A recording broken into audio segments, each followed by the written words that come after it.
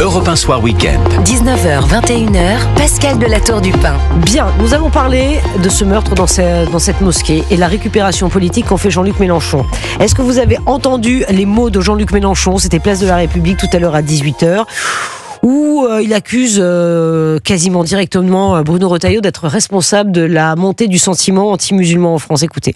Un climat islamophobe a été entretenu, cultivé des mois durant, lorsque, par exemple, quand le ministre de l'Intérieur, dans une réunion, dit « à bas le voile », imagine-t-on que quelqu'un ait crié « à bas les crucifix », que quelqu'un ait crié je ne sais quoi contre je ne sais quelle religion.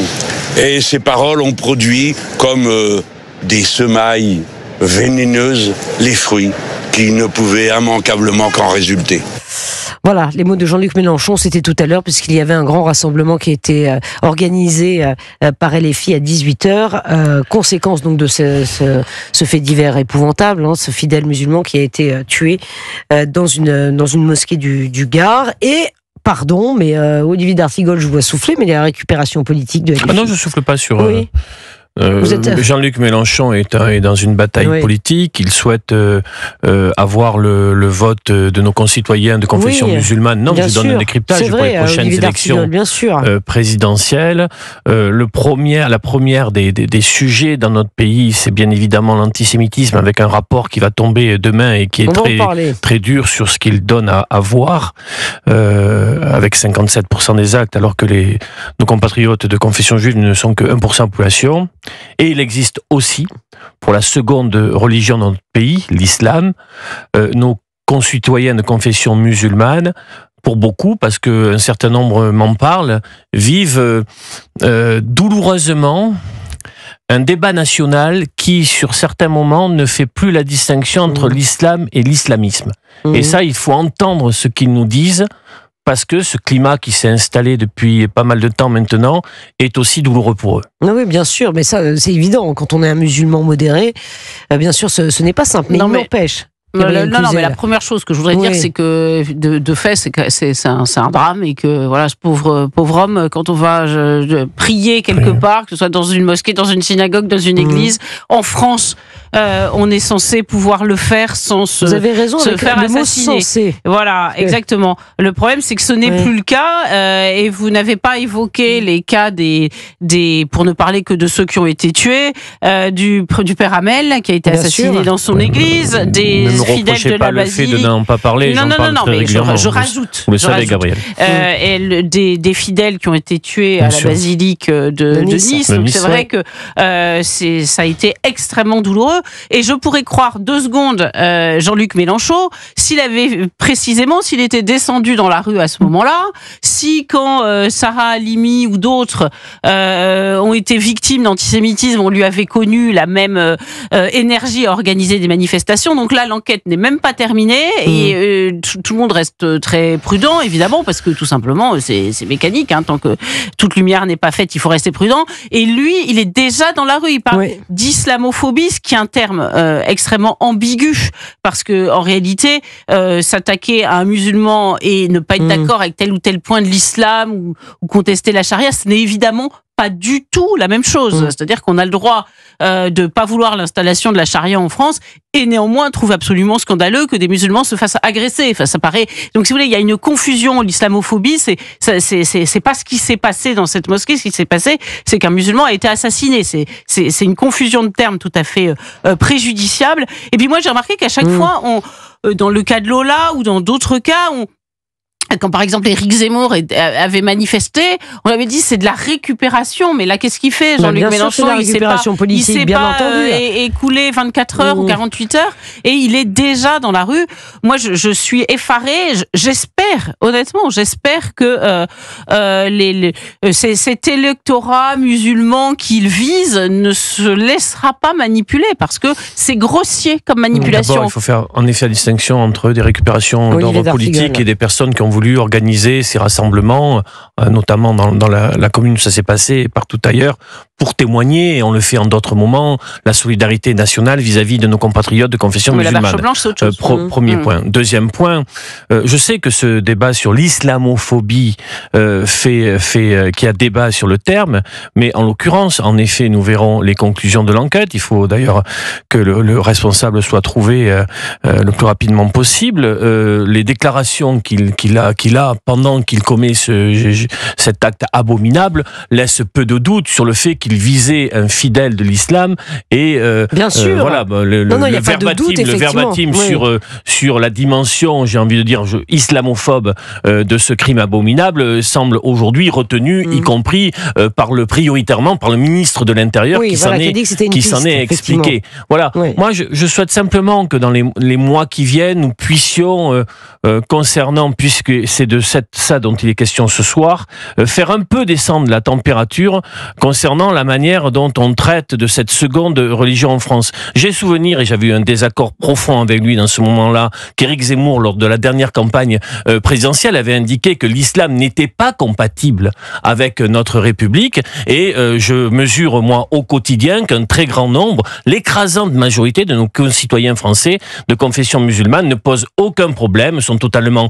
impliqués dans la vie nationale, dans notre vie sociale, et je vous assure, pour avoir eu le témoignage, pour un certain nombre d'entre eux, ce climat est très lourd. Oui. Non, mais sans faire de généralisation, évidemment, mais il est un fait que les questions posées sur la charia, dans les sondages, etc., ont lieu d'inquiéter. Pardon, on peut pas ne pas balayer sous couvert d'islamophobie, en accusant d'islamophobie tous ceux qui s'inquiètent de la montée d'un islam conquérant dans notre pays. Voilà.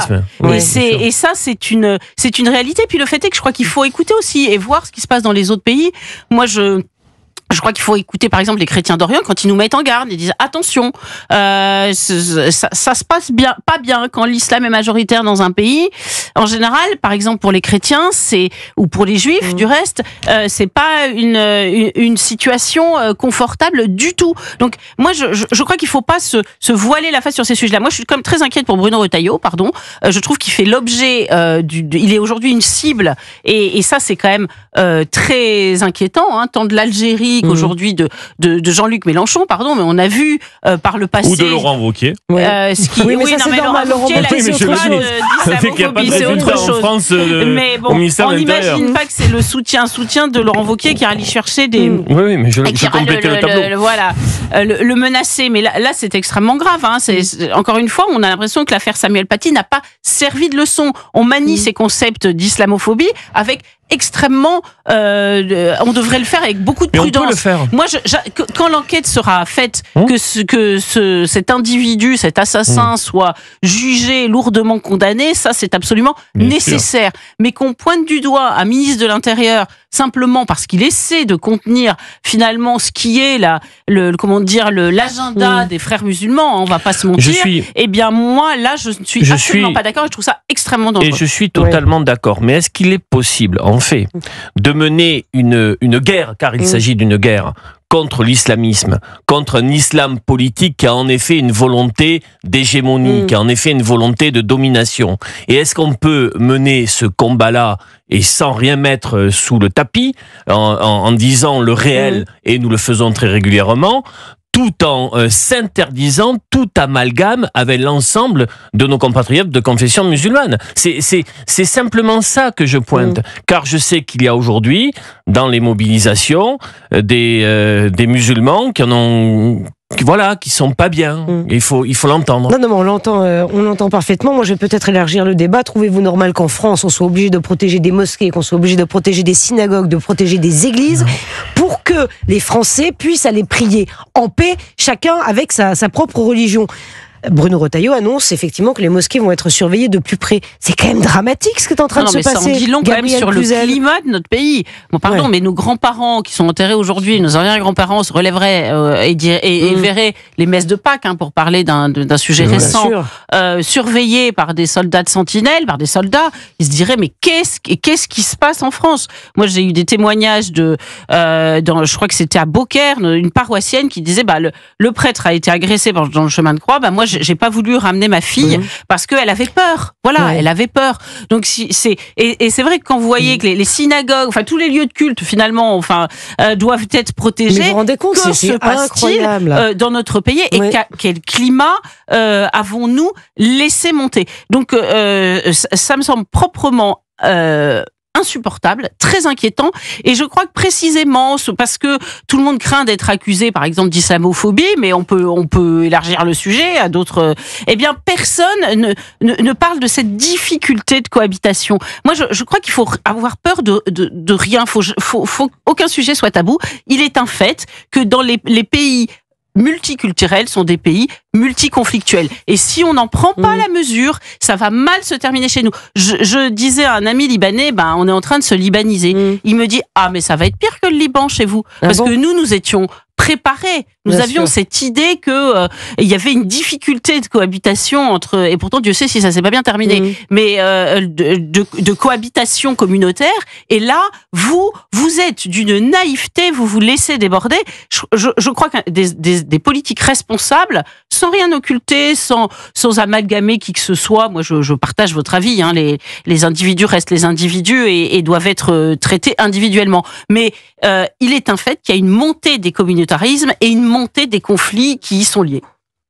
Oui, alors, je souhaite qu'on ne soit pas dans la difficulté de cohabitation. J'ai bien évidemment la nostalgie d'années où nous pouvions vivre avec, on ne savait pas l'appartenance religieuse des uns et des autres. J'espère qu'on pourra revenir à quelque chose qui met la religion dans le cadre privé et intime. Mais oui, non, mais je suis entièrement d'accord avec vous. Je voudrais qu'on écoute Bruno Retailleau qui s'est exprimé il y a quelques instants à la télévision et qui répond justement à Jean-Luc Mélenchon et qui évoque justement la récupération politique. LFI, qui une fois de plus instrumentalise ce crime.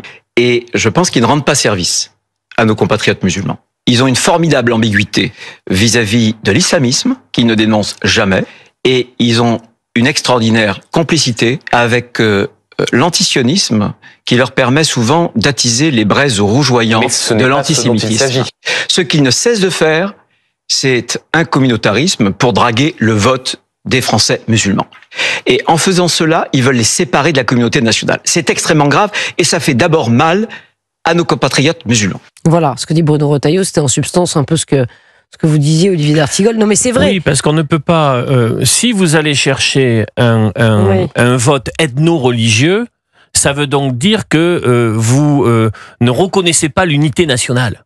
Et donc que vous vous adressez à une communauté. Et ce faisant, vous excluez cette communauté d'un universalisme qu'on devrait tous porter et que Jean-Luc Mélenchon, tout au long de sa carrière politique il y a quelques années, a porté. Oui. C'est-à-dire qu'il n'était absolument pas sur cette stratégie-là il y a 20 ans. Il a pris aujourd'hui fait et cause pour cette stratégie et je suis à peu près convaincu qu'il n'en changera pas d'ici la prochaine présidentielle. Non, mais c'est assez machiavélique parce que il est très, la France insoumise est très immigrationniste, voilà. Donc et elle fabrique elle-même son électorat. En fait. Exactement. Vous voyez, donc elle fait venir un électorat qui ensuite elle imagine rendre captif. Parce qu'il s'agit pas, vous savez, tous ceux qui en sortent, tous les personnes issues de la diversité, on le voit, il y en a qui en témoignent au Rassemblement National ou chez LR, qui sortent finalement de la case idéologique qu'on leur a imposée, ils se font traiter de tous les noms, il faut quand même le savoir. Et donc finalement, c'est fais ton électorat toi-même. Ils font venir l'immigration et ensuite ils comptent sur elle pour voter pour eux. Oui, c'est voilà, stratégie électorale de A à Z. On va continuer d'en parler. Je voudrais qu'on parle d'antisémitisme parce qu'il y a demain, il y a un rapport et Aurore Berger l'a évoqué, a donné les grandes lignes de ce qu'elle propose pour endiguer la montée de l'antisémitisme en France. Mais d'abord, Wilfried de Villers est dans ce studio.